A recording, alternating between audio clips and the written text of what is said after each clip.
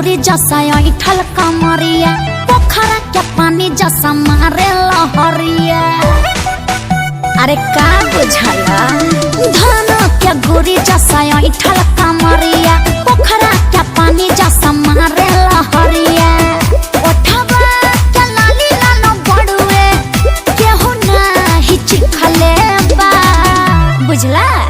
तरसरी कौन खिचले बा तोर धनवा कौन मिसले बा। तरसरी कौन खिचले बा तोर धनवा कौन मिसले बा। ए ज्यादा फालतू ना।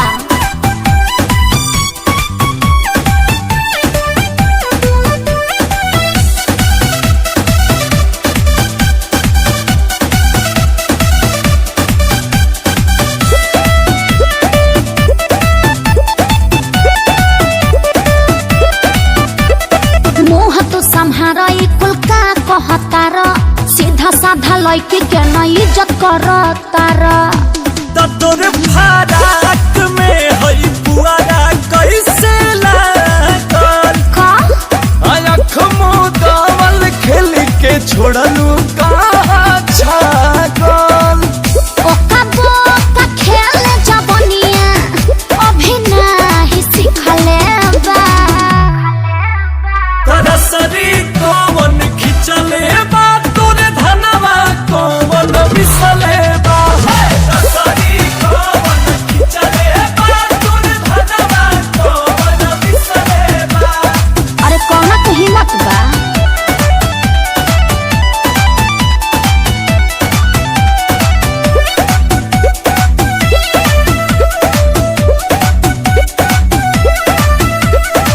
सब जनी बोला हमर माथा होता गरम चटकन चलाइम बिना कोइले हो सरम। सच्चे बातिया पयाच लगबे कारी हनो आय अंकुश राजा अखिलेश धमकी से ना डरी। खड़ा बाला बड़ू पटाही केहू नाही पिटले बा। तरसरी कौन खिचले बा तोर धनवा कौन मिसले बा।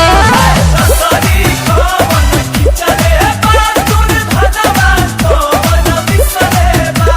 ए माइंड योर भाषा समझे।